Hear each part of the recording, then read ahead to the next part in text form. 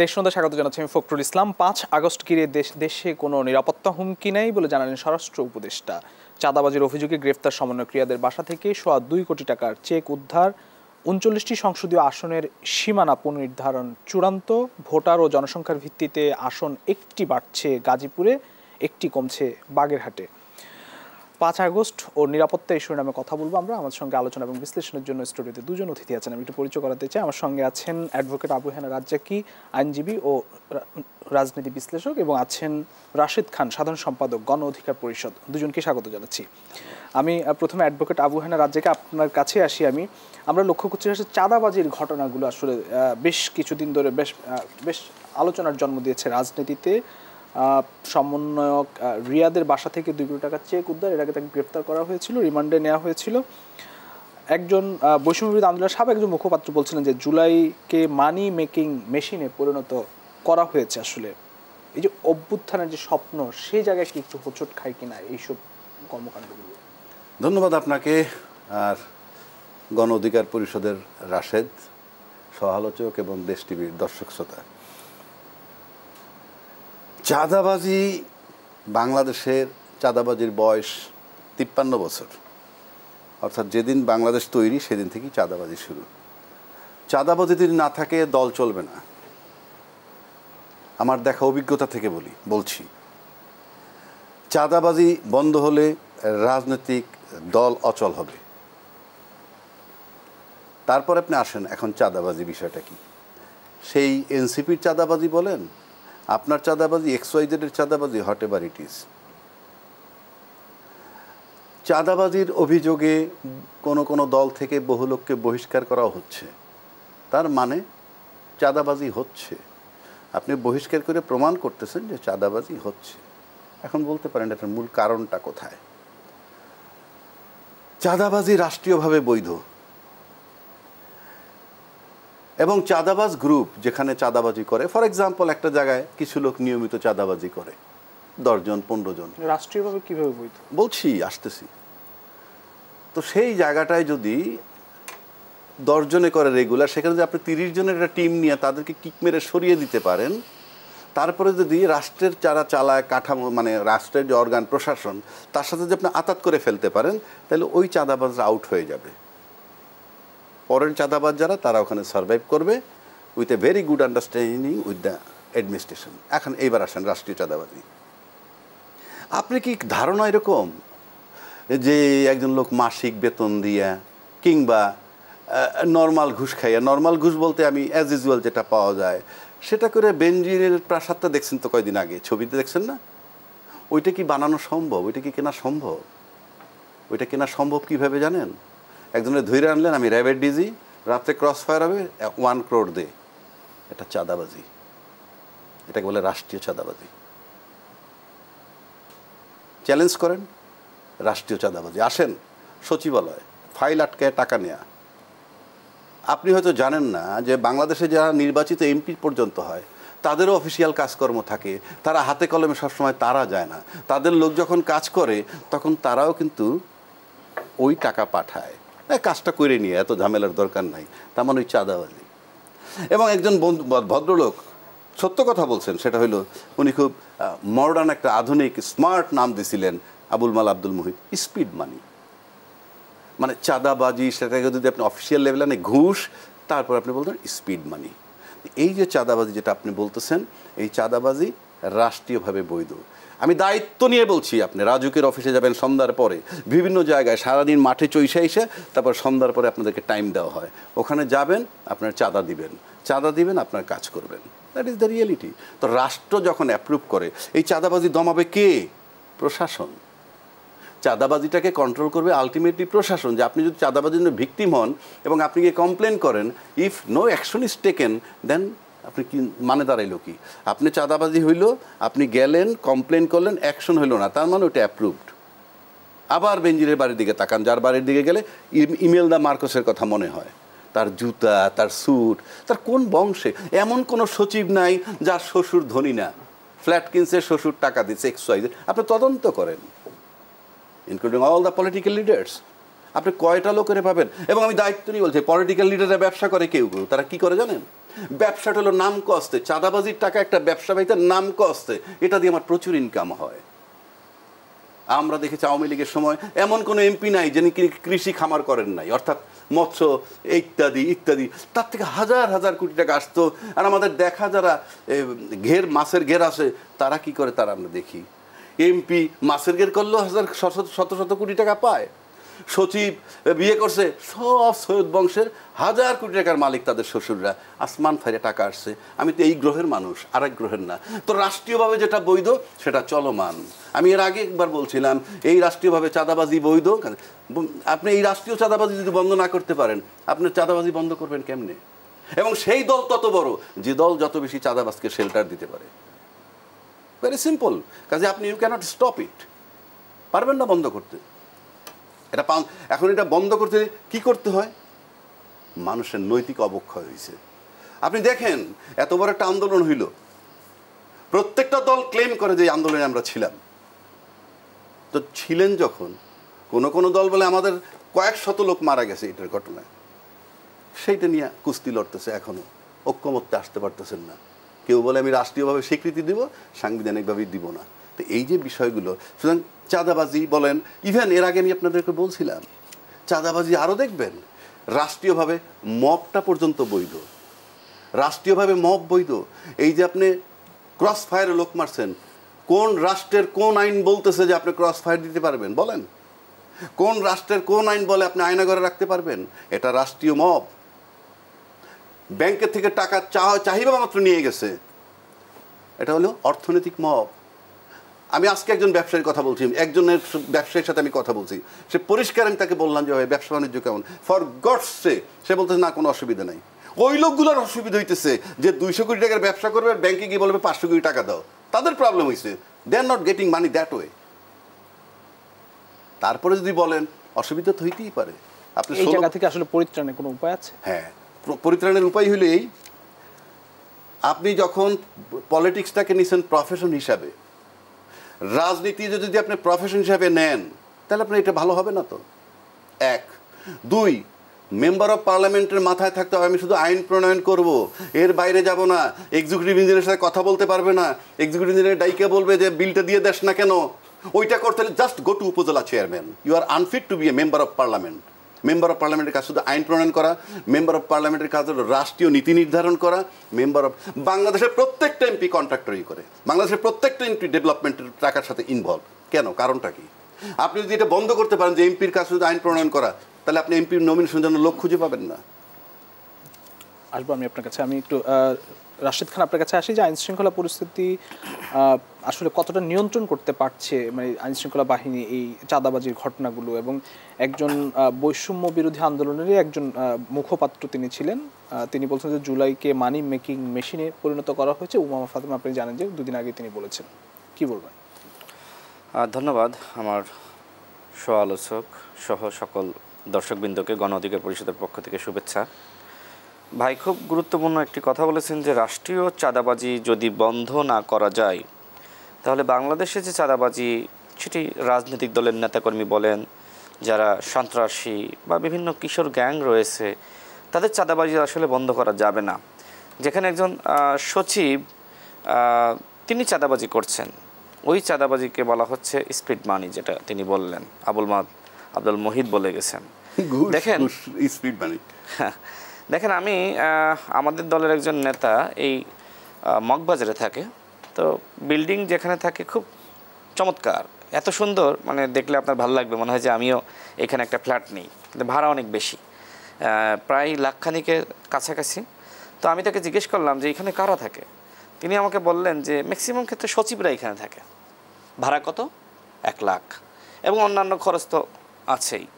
দেখবেন যে আমাদের যারা সচিব বা যুগ্ম সচিব অনেকে গুলশানে থাকে, বাড়িধারায় থাকে, এবং ম্যাক্সিমামের ফ্ল্যাট আছে। ওই এলাকার এক একটা ফ্ল্যাটের দাম 2 থেকে 3 কোটি টাকা, অনেকের আবার বড় বড় বিল্ডিংও আছে। তো যখন সরকারি কর্মকর্তারা যখন এই ধরনের শিক্ষিত চাঁদাবাজ আমরা দেখি, এবং রাষ্ট্র এই চাঁদাবাজির পৃষ্ঠপোষকতা করে, তখন আসলে এই যারা অশিক্ষিত মূর্খ বা যারা রাজনৈতিক কর্মী, এদের আসলে এই হাত দখল, বাজার দখল, চাঁদাবাজি, এগুলো আসলে বন্ধ করা খুব কঠিন। অর্থাৎ বাংলাদেশের যে সংস্কৃতি তার একটা উপাদান হলো চাঁদাবাজি। আমি খুব অবাক হচ্ছি যে গণ অভ্যুত্থানের পরে এটা আসলে বন্ধ হচ্ছে না। আগে আমরা দেখেছি যে এক ধরনের ওই মান্দাত্তার আমলের চাঁদাবাজি, যেটা এখনও পর্যন্ত আছে। আবার যারা গণ অভ্যুত্থানে ভূমিকা রাখলো তাদের স্মার্ট চাঁদাবাজি, যে বিষয়ে ওমামা ফাতেমা বলেছে সে মিথ্যা বলে নাই, সত্যই বলেছে। আর এই কারণে আমি নিজেও বিভিন্ন সময় প্রতিবাদ জানিয়েছি যে যাদের কাছে প্রত্যাশা ছিল যারা রাষ্ট্রীয় চাঁদাবাজি বন্ধ করবে, কিন্তু তারাই আবার রাষ্ট্রীয় চাঁদাবাজির সূত্রপাত এই অভ্যুত্থানের পরে ঘটিয়েছে। কিভাবে? তারা সচিব নিয়োগ দিয়েছে টাকার বিনিময়ে, তারা বিভিন্ন জায়গায় ইঞ্জিনিয়ার নিয়োগ দিয়েছে টাকার বিনিময়ে। যে টেন্ডারগুলো দেওয়া হচ্ছে সেখান থেকে 5% থেকে 10% আপনার কমিশন নেওয়া হচ্ছে, যে এই কাজ তোমাকে দেওয়া হলো, তুমি এই ভাগের 1 ভাগ আমাকে দিবা। তো এইভাবে তো আসলে গণ অভ্যুত্থানের পরে যাদের উপর আমাদের আস্থা বিশ্বাস, তারা দেখলাম চাঁদাবাজি করছে। এবং এই চাঁদাবাজির সাক্ষী দিয়েছে স্বয়ং তথ্য উপদেষ্টা মাহফুজ আলম। তিনি বলেছেন যে আমার সার্কেলের আমি ছাড়া সবাই দুর্নীতিবাজ, দুর্নীতিগ্রস্ত।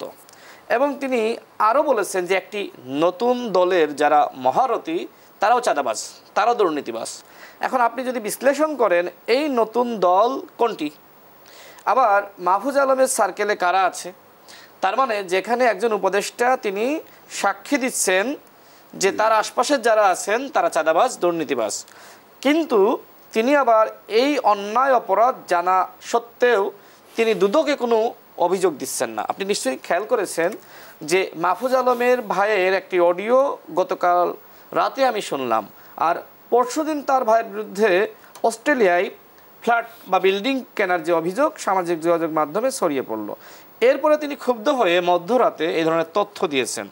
মাহফুজ আলমের ভাইয়ের বিরুদ্ধে যে অভিযোগ আমি গতকাল রাতে শুনলাম যে একজনের সাথে তার আলোচনা হচ্ছে, তার ভাই মাহফুজ আলমের কাছ থেকে কাজ পেয়ে দেবে, এই জন্য তাকে দিতে হবে কত, 20 লাখ টাকা। বলছে মাস্ট আপনি পাবেন। তো এই বিষয়ে কি আমাদের দুদক কোনো তদন্ত করছে?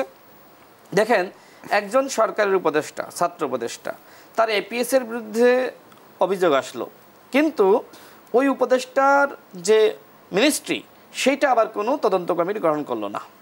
এবং এপিএসের তদন্ত শুরু করলো দুদক, তার এনআইডি লকড করলো এবং তার বিদেশ যাত্রায় নিষেধাজ্ঞা জারি করলো, কিন্তু বলা হলো যে এই উপদেষ্টা ফেরেস্তা।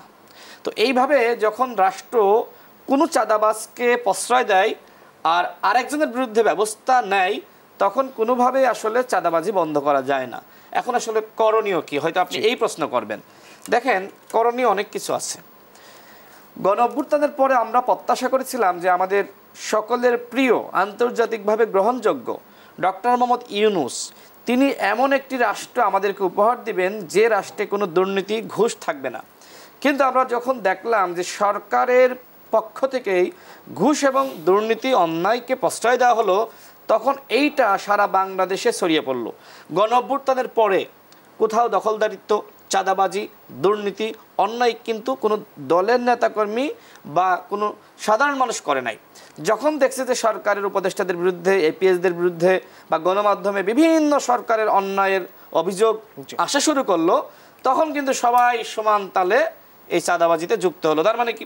তার মানে ডক্টর মোহাম্মদ ইউনূস আমাদেরকে যে আশ্বাস দিয়েছিলেন তার উপর ভরসা রাখার জন্য, তিনি আসলে তার কথা রাখতে পারেননি। যখন তার সরকারের উপদেষ্টারা যখন আসলে বিভিন্ন আওয়ামী লীগের প্রতিষ্ঠান আশ্রয় প্রশ্রয় দেয়, সেখান থেকে লুটপাট করে এবং বিভিন্নভাবে সরকার সংশ্লিষ্ট, বিশেষ করে আপনি নিশ্চয়ই জানেন যে বিভিন্ন দপ্তরে এবং সেক্টরে ছাত্র প্রতিনিধি নিয়োগ দেওয়া হয়েছে, তারা কিন্তু স্মার্ট চাঁদাবাজি শুরু করেছে, যার একটা অংশ এই রিয়াদ, তাকে কিন্তু স্বরাষ্ট্র মন্ত্রণালয়ের ছাত্র প্রতিনিধি, যেটা আসলে সামাজিক যোগাযোগ মাধ্যমে এসেছে এবং কোনো কোনো গণমাধ্যমে এসেছে, তো সে তার বাসায় যখন এই 2.5 কোটি টাকার চেক পাওয়া যায়, যদিও আমি শুনেছিলাম যে 5 কোটি টাকার চেক তার কাছে আছে, হয়তো সেটা পায় নাই। তো আপনি যদি খোঁজ নেন সারা বাংলাদেশে যত ছাত্র প্রতিনিধি আছে, যত সমন্বয়ক আছে, এদের কি আপনি তদন্ত করবেন? দুদক যখন বাংলাদেশের দুদক যখন অ্যাক্টিভ হয় না, 1 বছরে আপনি দুদকের কোনো ফাংশন দেখেছেন? আমি তো মনে করেছিলাম যে হয়তো দুদক এমন ভূমিকা রাখবে, বাংলাদেশে কোনো দুর্নীতিবাজ থাকবে না। কিন্তু এই দুদক পরিকল্পিতভাবে দুর্নীতিবাজদের আশ্রয় এবং প্রশ্রয়দাতা হিসেবে চিহ্নিত হয়েছে। আমি আসবো আপনার কাছে, আলোচনা ফিরতে চাই আবারও একটি বিরতি থেকে ফিরছি। প্রিয় দর্শক, দেশ সন্ধানী একটি ছোট্ট বিরতি, ফিরছি একটু পর, সঙ্গেই থাকুন।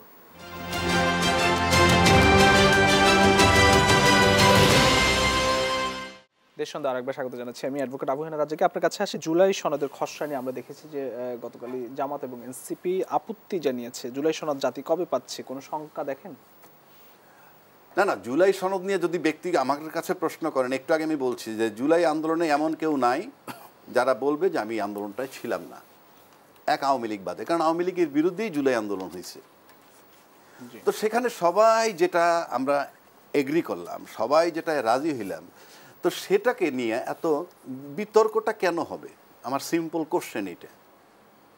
বেশিরভাগ খসড়াতেই তো সমর্থন পেয়েছে রাজনৈতিক দলগুলো। তো বেশিরভাগ হইলে তো হবে না, আপনার তো ভাইটাল কতগুলো জায়গায় আসতে হবে।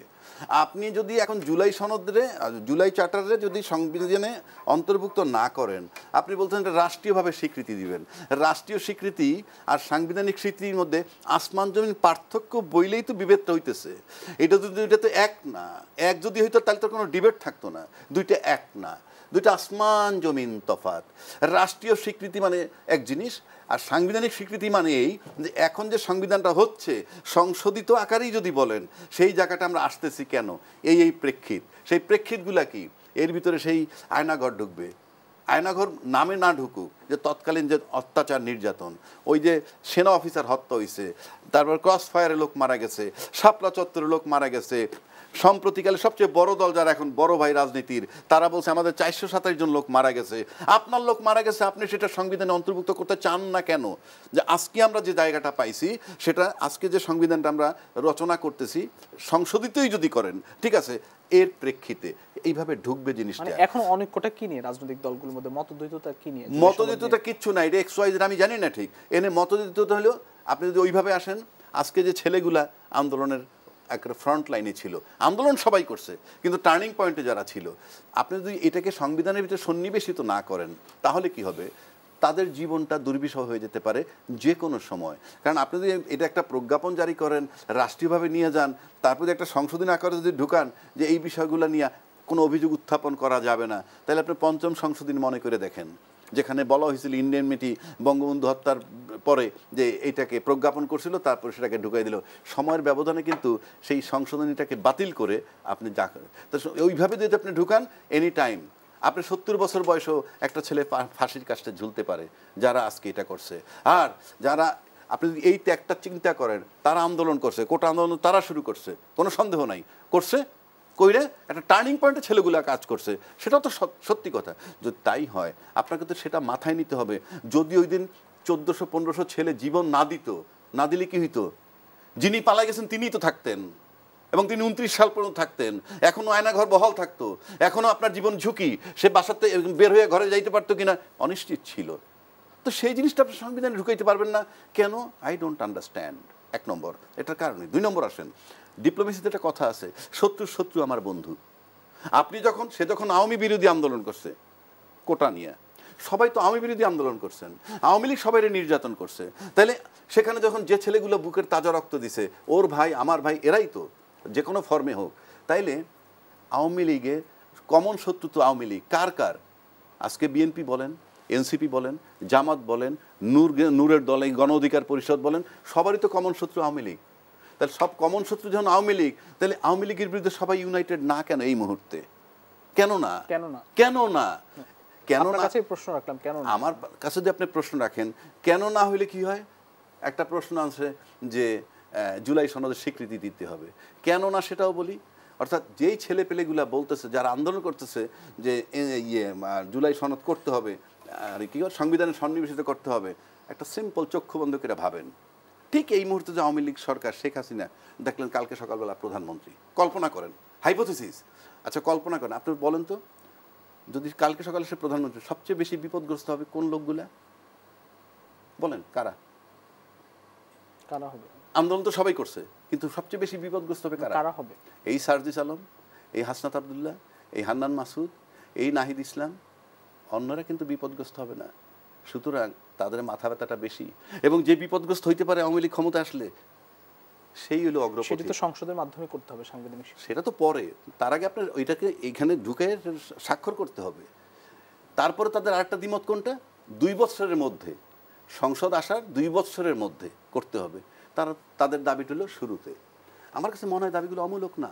এইবার আসেন, একটা কথা বলছে রাশেদ যে ইউনূস সাহেবের কাছে যেটা আশা করছিল প্রশাসন সেটাই ব্যর্থ হয়েছে। এটা খুব সিম্পল একটা লজিক দিয়ে আমি বুঝাই দিই। ইউনূস সাহেব ক্ষমতা আসার আগে কি বলছিলেন যে আমি চাঁদাবাজি বন্ধ করব? বলেননি। উনি কি বলছিলেন যে আমি চাঁদাবাজ গ্রেফতার করব? কথার কথা বলছি। উনি কি বলছিলেন পোলাপান সচিবালয় টপকায় যাইতে পারবে, আমি কিছু বলবো না? উনি কি বলছিলেন যে আমার যমুনায় যাতে কেউ ঢুকতে না পারে ওয়াল টপকায়, সেটা আমি দেখবো না? এই প্রত্যেকটা কাজ হলো রুটিন কাজ। সচিবালয়ে ওয়াল টপকায় লোক ঢুকবে, কোনো ফার্দার অর্ডারের দরকার নাই। এটা রুটিন ওয়ার্ক, আপনাকে ধরতেই হবে। কই যমুনার ভিতরে তো ঢোকে না, তাহলে কি ইউনূস সাহেব বলছে তোমরা যমুনার ভিতরে ঢুকবা না, ওয়াল টপকায় সচিবালয়ে ঢুকো? নো, কেন হচ্ছে না সেই জায়গাটায় আসেন। খুব সিম্পল লজিক, এটার জন্য আইনস্টাইন হইতে হবে না। আপনাদের নিশ্চয়ই মনে আছে ফখরুদ্দিন সাহেব 111 হইল। ফখরুদ্দিন সাহেব আর ডক্টর ইউনূস সাহেবরা যদি আমি পাশাপাশি দাঁড়া করি, কেউ তো পলিটিক্যাল লোক না, এই দুজনের ভিতরে গ্রহণযোগ্য কে? আপনি বলেন না, বলেন এই দুইজনের মধ্যে গ্রহণযোগ্য কে? ডক্টর ইউনূস। তাইলে ফখরুদ্দিনের পাশে একজন আর্মি চিফ ছিলেন, মইনু আহমেদ ছিলেন, তো তার পাশে ছিলেন না? তখন তো মাটি কাঁপছে। তাহলে প্রফেসর ইউনূসের পাশে একজন সেনাপ্রধান আছেন, মাটি কাঁপে না কেন? ইউ টেল মি, মাটি কাঁপে না কেন? So this is call non cooperation in the name of cooperation. মাঠে জুলাই সনদের ক্ষেত্রে আর কোনো বাধা দেখেন? কোথায়? আমি তো বাধা দেখি।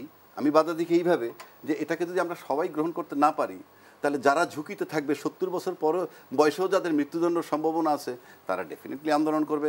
পারবে কি পারবে না, that is time is the জাজ। রাশিদ খান, আপনার কাছে আসি। জুলাই সনদ নিয়ে আমরা আপত্তি দেখছি, জুলাই সনদের খসড়া নিয়ে আপত্তি দেখছি। সেটি নিশ্চয়ই হয়তো কেটে যাবে, বা কতটা কেটে যাবে আপনার কাছে কি মনে হয়? আপনার দল তো জুলাই সনদের সেই ঐক্যমত কমিশনের বৈঠকে আছে। দেখেন, জুলাই সনদ নিয়ে যদি আপনি মনে করেন যে আপনি যতগুলো প্রস্তাবনা দিয়েছেন সেটা যদি এই সনদে অন্তর্ভুক্ত না হয়, আপনি যদি মনে করেন যে আপনি স্বাক্ষর দেবেন না, তাহলে একটা জটিলতা বা সমস্যা সৃষ্টি হবে। আর আপনি যদি একটু ছাড় দেন যে না, অন্য দল তার যে প্রস্তাবনা সেই জায়গা থেকে স্যাক্রিফাইস করেছে, আমিও করি, আমরা সবাই মিলে ছাড় দিয়ে একটা ঐক্যমতের ভিত্তিতে যতটুকু আমরা একটা জায়গায় পৌঁছাতে পারি এই নিয়ে আমরা সবাই স্বাক্ষর করি, তাহলে এইটা আসলে বাস্তবায়ন হবে। কিন্তু যদি বলা হয় যে এই দাবিগুলো বাস্তবায়িত না হলে আমরা স্বাক্ষর করব না, আমার মনে হয় তখন এই ঐক্যমত কমিশন তারা আসলে ব্যর্থ হবে। যেমন ইতিমধ্যে দেখলাম যে জামাতের পক্ষ থেকে বলা হয়েছে যে তারা এইভাবে চান না, আবার এনসিপির পক্ষ থেকে বলা হয়েছে যে আমরা এটাতে স্বাক্ষর দিব না যদি এই সংস্কারগুলো না হয়। আবার বিএনপি দেখলাম তারা বলছে যে আমরা জুলাই সনদে স্বাক্ষর করব। আমাদের দল গণ অধিকার পরিষদ আমরা যেটা বললাম, ভাই যেটি বললেন যে বাংলাদেশে কোটা সংস্কার আন্দোলন আমরাই শুরু করেছি এবং সফলও করেছি। 24 সালে শেখ হাসিনা আবার কোটা ফিরিয়ে আনলে আবারও সেই কোটা সংস্কার আন্দোলন শুরু হয়। যখন হত্যা শুরু করে, অর্থাৎ তিনি যেটা বললেন যে যখন ছাত্রদেরকে গুলি করে হত্যা করে শ্রমিক সাধারণ মানুষ যখন শহীদ হয়, এরপরে সবাই মাঠে নামলে গণ অভ্যুত্থান রচিত হয়। আমরা যেটি এই সরকারকে ঐক্যমত কমিশনকে জানিয়েছি, তাহলে কোটা সংস্কার আন্দোলন শব্দটা ইনক্লুড করেন, সমস্যা তো নাই, কারণ এই আন্দোলন এইটাই প্রেক্ষাপট, কিন্তু সরকার এটা করতেছে না। ঐক্যমত কমিশন এটা বাদ দিয়েছে। এখন কাদেরকে খুশি করার জন্য এটা বাদ দিয়েছে আমি জানি না। দেখেন, গণ অভ্যুত্থানে তো সবার ভূমিকা আছে না? হ্যাঁ, কারোর কম কারোর বেশি। আওয়ামী লীগ ছাড়া সবার ভূমিকা আছে। হয়তো আমরা 18 সাল থেকে সংগ্রাম করেছি, বিএনপি 9 সাল থেকে সংগ্রাম করছে, জামাত ইসলাম হয়তো 9 সাল থেকে সংগ্রাম করছে, কিন্তু ছাত্ররা সর্বশেষ এই সংগ্রামে যুক্ত হয়েছে। এখন আমি যদি বলি যে ছাত্ররা মাত্র 36 দিন লড়াই করেছে, তাহলে তাদেরকে ছোট করা হবে। মানে আমরা যে লড়াইটা শুরু করেছিলাম, ছাত্ররা যুক্ত হওয়ার কারণেই সেই লড়াইটা শেষ হয়েছে, একটা ফিনিশিং হয়েছে এবং আমরা সফল হয়েছি সবাই মিলে। এখন যদি আপনি আমার এই ত্যাগের মূল্যায়নটা না করেন, তাহলে আমি কি বলবো? আমি বলবো আমিও স্বাক্ষর করব না। আমিও করব না। তো এইভাবে তো একটা জটিলতা সৃষ্টি হবে। এই জন্য আমার যে মতামত সেটি হলো যে যতটুকু গ্রহণযোগ্যতা দরকার থাকা এই জুলাই সনদে এতটুকু থাকুক। যেমন ছাত্ররা মনে করছে, ভাই যেটি বললেন যে এই ছাত্ররা মনে করছে যে যদি জুলাই সনদে বা সংবিধানে এইটা আসলে না অন্তর্ভুক্ত করা হয়, ছাত্ররা মনে করে যে 70 বছর বয়সে তাদেরকে ফাঁসি দিতে পারে। দেখেন, আপনি এটা সংবিধানে অন্তর্ভুক্ত করেন আর না করেন, যদি আওয়ামী লীগ ফেরে এনিহাও 10 বছর 20 বছর, আপনি এটা অন্তর্ভুক্ত করলেও আপনাকে ফাঁসি দিবে, না করলেও ফাঁসি দিবে, সংবিধান সংশোধন করে ফাঁসি দিবে। সুতরাং বিষয়টা আসলে এমন যে অন্তর্ভুক্ত করলেই সব হয়ে যাবে এরকম না। বিষয়টা হলো যে আমাদের আসলে রাষ্ট্রের গুণগত পরিবর্তন। শেষ পর্যন্ত জাতি জুলাই সনদ পাচ্ছে তো? হ্যাঁ, সেটা আমি আসবো। দেখেন, গুণগত পরিবর্তন মানে বাংলাদেশে আর কোনো ফ্যাসিবাদের জন্ম হবে না এমন ব্যবস্থা নিশ্চিত করা, বাংলাদেশের পুলিশের এমনভাবে সংস্কার করা যাতে করে পুলিশ কখনোই কোনো দলীয় ক্যাডার বাহিনীতে রূপান্তরিত না হয়, বাংলাদেশের বিচার বিভাগের স্বাধীনতা নিশ্চিত করা, বাংলাদেশের রাষ্ট্র সংস্কার বা পুঁথিগত সংস্কারের পাশাপাশি ব্যক্তি সংস্কার, নৈতিকতা এইগুলো বৃদ্ধি করা, এগুলো বাড়ানো। কিন্তু আমাদের এই কাজগুলো যদি আমরা না করতে পারি, শুধুমাত্র পুঁথিগত সংস্কার হয়, তাহলে দেখবেন যে আসলেই হাসিনা যখনই ফিরুক আর আপনি সংবিধানে যা কিছু অন্তর্ভুক্ত করেন না কেন, হাসিনা বা আওয়ামী লীগ ফিরে আপনাকে ফাঁসি দিবে। তো শেষ পর্যন্ত আপনি যে প্রশ্ন করলেন এটার উত্তর কি দিব না পরে দেন? আচ্ছা, জি। তো দেখেন, আমার যেটা মনে হয় যে দলগুলো যদি দেশের ভালো চায়, যদি মনে করে যে আমরা কোনো কাগজ লাগাবো না বা আরেকটি 1-11 সৃষ্টি করব না, তাহলে অবশ্যই সবাই যে যার জায়গা থেকে ছাড় দিয়ে স্বাক্ষর করবে। আর যদি মনে করে না আমরা আর একটি 1-11 সৃষ্টি করব, আমি কেন বিএনপির হাতে ক্ষমতা দিব? সবাই তো মনে করতেছে না বিএনপি ক্ষমতায় যাবে, মনে করতেছে না, তাহলে আমি ক্ষমতায় যাইতেও পারবো না, ক্ষমতায় আমি কাউকে যাইতেও দিব না। এই মানসিকতা যদি কারোর থাকে, তাহলে এই রাষ্ট্রে আমি সেনাবাহিনী ক্ষমতা নিতে চাক বা না চাক, সর্বশেষ বাংলাদেশে সংকট যদি ঘনীভূত হয়, অবশ্যই সেনাবাহিনীর হাতেই ক্ষমতা যাবে, সেনাবাহিনী চাক বা না চাক। ধন্যবাদ। আমি বিরতি থেকে আবারও আলোচনা ফিরতে চাই। প্রিয় দর্শক, দেশ সন্ধানী আরও একটি বিরতি, ফিরছি একটু পর, সঙ্গেই থাকুন।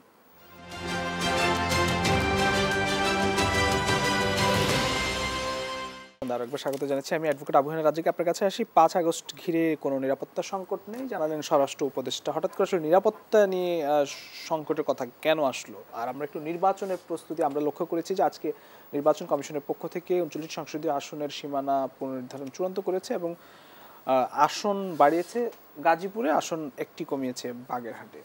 যাই হোক, আসন একটা কম একটা বেশি, that is not a very big issue. কিন্তু আপনি যেটা বলতেছেন যে 5 আগস্টে কেন্দ্র করে স্বরাষ্ট্রমন্ত্রী বলতেছে কোনো নিরাপত্তার হুমকি নাই, উনি বলতেই পারেন। ওনার কাছে গোয়েন্দা রিপোর্ট কি আছে উনি বলতে পারেন। ওনাদের কাছে গোয়েন্দা রিপোর্ট এইটাও ছিল যে গোপালগঞ্জে কোনো সমস্যা নাই, কিন্তু যাওয়ার পর মহা সমস্যা হয়েছে।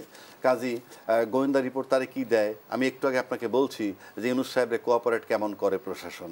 সুতরাং উনি কি রিপোর্ট পাবেন এক ভগবান জানে, আল্লাহ পাক জানে, ঈশ্বর জানে। কথা বুঝাইতে পারছি আপনারে? কাজে এগুলো নিয়ে আমার কাছে খুব গুরুত্বপূর্ণ বিষয় না। কিন্তু আপনি নির্বাচনের যে টার্নিং পয়েন্টগুলো আপনাকে বুঝতে হবে। নির্বাচনের ডেট চাইতেছে সবাই, মানুষের আস্থা কোথায়? ইউনূস সাহেব বলছিল অল্প সংখ্যক হলে ডিসেম্বরে, বেশি হলে জুনে, সেখান থেকে কেউ চাইল ডিসেম্বরে, সেখান থেকে আমাদের দায়িত্বশীল কর্মকর্তারাও বলছেন ডিসেম্বরের মধ্যে নির্বাচন হওয়া সম্ভব। এই বলতে বলতে চলে গেল ফেব্রুয়ারি, এখন আছে ফেব্রুয়ারি থেকে এপ্রিলের মধ্যে কোনো একটা, আমরা তর্কের খাতিরে ধরে নিলাম যে তাই হবে। এখন যদি ডেট দেয় একটা, এই ডেট 5 তারিখে দেন, 7 তারিখে, 10 তারিখে দেন, 7 মাস 8 মাস আগে ডেট হয়। এপ্রিল হিসাব করলে হয়ে যাবে 8-9 মাস আগে। আর যদি ফেব্রুয়ারি হিসাব করেন 7 মাস আগে। আমি জন্মের পরে দেখি নাই বাংলাদেশে যে 7 মাস আগে নির্বাচনের ডেট দেয়।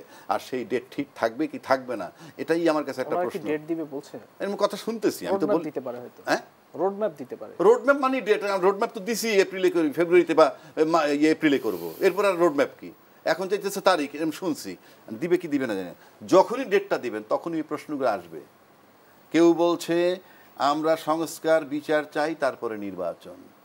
কেউ বলতেছে জুলাই সনদ না হইলে নির্বাচন হবে না। কেউ বলছে লেভেল প্লেইং ফিল্ড লাগবে। এই ইস্যুগুলো তখন আসবে, কোনো সন্দেহ নাই।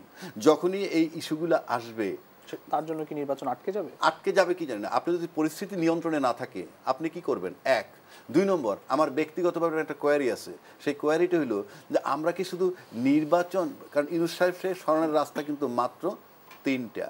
আগে বলতাম 2টা, এখন বলি 3টা। নাম্বার 1 নির্বাচন। নির্বাচন হলে ইউনূস সাহেব সরে যেতে বাধ্য। নাম্বার 2, যদি স্বেচ্ছায় যান যে আমি পারতেছি না, আমার বয়স 85 ছিল, এটা হলো নাম্বার 2। আর নাম্বার 3 হইলো যদি নির্বাচনও না দেয়, উনিও পদত্যাগ স্বেচ্ছায় না যান, তাইলে হলো আন্দোলন। এই 3টা রাস্তা ছাড়া কোনো রাস্তা নাই।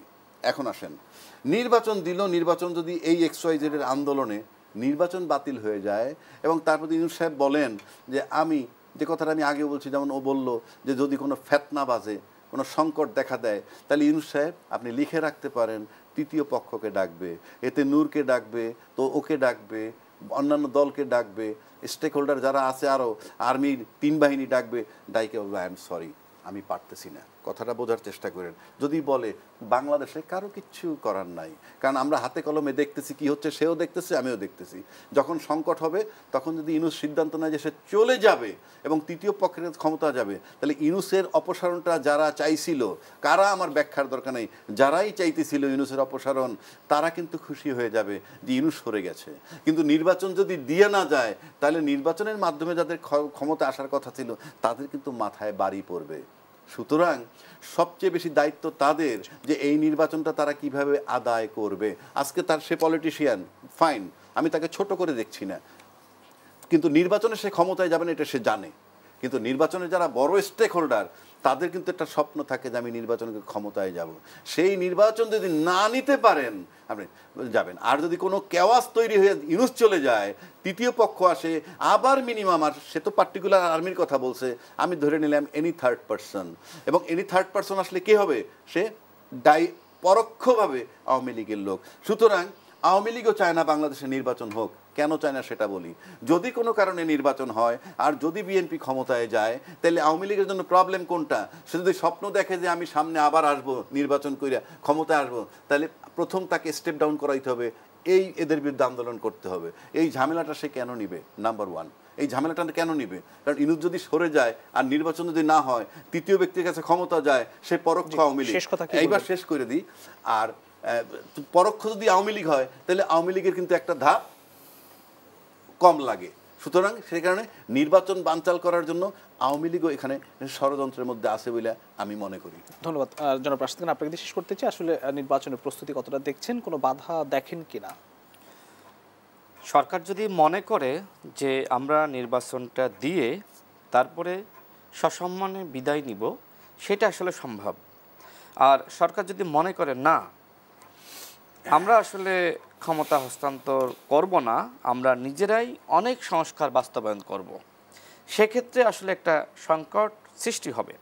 আর ভাই যেটি বললেন, দেখেন, আমার যেটি মনে হয় যে যদি সরকার বা ডক্টর মোহাম্মদ ইউনূস তিনি যদি আসলে বলেন যে আমি আর চালাইতে পারতেছি না, বা তার মনের মধ্যে এ ধরনের কোনো ইচ্ছা থাকে যে তিনি ওই দলটিকে পছন্দ করেন না, যে দল ক্ষমতায় আসার সম্ভাবনা রয়েছে, যে ওই দলের কাছে তিনি কোনোভাবেই ক্ষমতা দিবেন না, সেক্ষেত্রে তিনি নানান ধরনের সংকট সৃষ্টি করতে পারেন।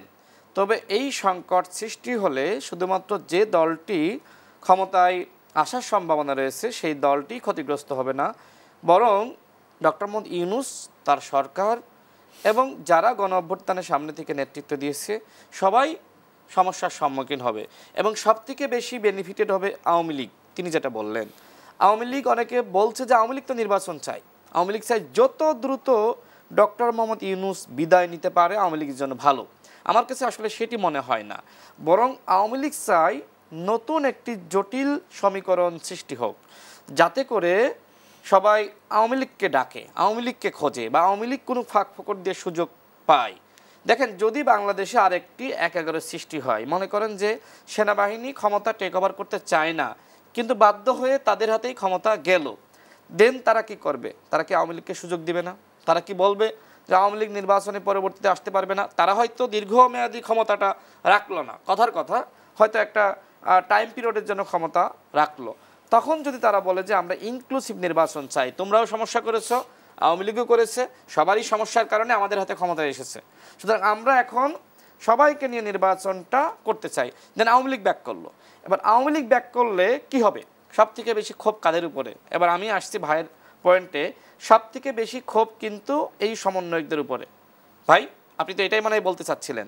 দেখেন, হ্যাঁ এটা সত্য যে তিনি সমন্বয়কদেরকে অবশ্যই ক্ষতি করবেন, কিন্তু আমরা যারা গণ অভ্যুত্থানে সৃষ্টি করেছি, প্রেক্ষাপট তৈরি করেছি, কেউই আসলে আওয়ামী লীগের হাত থেকে রক্ষা পাবে না। অর্থাৎ আমাদের ভিতরে আসলেই এই কারণে ঐক্য দরকার। শুধুমাত্র আপনার এই সমন্বয়করা বিপদে আছে আর আমরা বিপদে নাই এইটা না, হয়তো তারা 1 নম্বর টার্গেট, আমি আপনি 2 নম্বর টার্গেট, 3 নম্বর 4 নম্বর এরকম টার্গেট আছে। এই জন্যই বলতেছি, শেষ করছি, এই জন্যই বলছি এই গণ অভ্যুত্থানের পরে যদি আপনি আসলেই নতুন রাষ্ট্র বানাতে চান, অবশ্যই ফ্যাসিবাদ বিরোধীর ঐক্য লাগবে এবং এই ঐক্যের জন্য দরকার জাতীয় সরকার।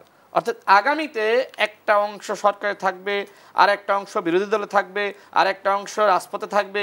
এইভাবে যদি এই 3টা ক্যাসাল থাকে, সংসদে ক্যাসাল, সংসদের মধ্যে ক্যাসাল, আবার এইটা আপনার বাইরে ক্যাসাল, এই 3টা ক্যাসাল থাকলে যেই ক্ষমতায় যাক না কেন রাষ্ট্র চালানো তার জন্য কঠিন হবে। তাহলে নতুন যে বন্দোবস্ত, নতুন রাষ্ট্র, এটা কিন্তু আপনি বানাইতে পারলেন না। এই জন্য আমরা বারবার জোর দিয়েছিলাম ওই সময় যে গণ অভ্যুত্থানের যে শক্তি, দেখেন পৃথিবীর বিভিন্ন দেশে যেখানে গণ অভ্যুত্থান হয়েছে, গণ অভ্যুত্থানের শক্তি যদি ক্ষমতা দখল নিতে পেরেছে তাহলে ওই রাষ্ট্রের পরিবর্তন হয়েছে। যেমন উদাহরণ চীন। বাংলাদেশে কি হয়েছে, গণ অভ্যুত্থানের আমরা যারা স্টেক হোল্ডার ছিলাম আমরা সবাই কিন্তু ক্ষমতা দখল করতে পারি নাই। আমরা ক্ষমতা, এনজিও, ব্যক্তিত্ব, বৃদ্ধ আমলা এবং যারা একদম সামনে থেকে নেতৃত্ব দিয়ে ছাত্ররা, তারা একটা পক্ষ মিলে ক্ষমতা কিন্তু তারা দখল করেছে। বাকি যে আপনার মনে করেন 20টা স্টেক হোল্ডারের মধ্যে এখন 2টা মিলে আসলে ক্ষমতা দখল করেছে, 18টা স্টেক হোল্ডার ক্ষমতার বাইরে। এখন তারা কি বলছে, নির্বাচন দিতে হবে, বিচারের একটা পথ তৈরি করেন, রাষ্ট্র সংস্কার যতটুকু সম্ভব ঐক্যমতের ভিত্তিতে করেন, এরপর ইলেকশনটা দেন। দেখেন আমি মনে করি যে জাতীয় সরকার শুরুতে গঠন করলে এই সংকটটা হইতো না। অর্থাৎ আমাদের সব থেকে বড় ভুল হয়ে গেছে গণ অভ্যুত্থানের পরে যারা আমরা সবাই গণ অভ্যুত্থানের শক্তি ছিলাম সবাই মিলে জাতীয় সরকার গঠন না করা। এতক্ষণ পর্যন্ত আপনি 1 বছর যত সমস্যা, চাঁদাবাজি, দুর্নীতি, দখলদারিত্ব, হত্যাকাণ্ড, এর পিছনে একমাত্র দায়ী কিন্তু আমি মনে করি আমরা যে জাতীয় সরকার গঠন করতে পারি নাই, সবাই মিলে রাষ্ট্রটা আমরা গঠন করতে চাইনি। অর্থাৎ আমাদের সবাইকে দায় নিতে হবে। ডক্টর মোহাম্মদ ইউনূসের কথা বলে আমি 30 সেকেন্ডে শেষ করি। দেখেন আমার মনে হয় তিনি যদি আসলে পলিটিক্সটা বুঝতেন তাহলে যখন তাকে ছাত্ররা সিলেকশন করলো তখন তিনি বলতেন যে আমি অন্যান্য সব দলের সাথে বসতে চাই। তিনি শুধুমাত্র ছাত্রদের কথায় রাজি না হয়ে সকল দলের সাথে বসে সব দলের নেতাদের কাছে প্রস্তাবনা দিতেন যে এই ভঙ্গুর রাষ্ট্রকে গঠন করার জন্য জাতীয় সরকার গঠন করতে হবে।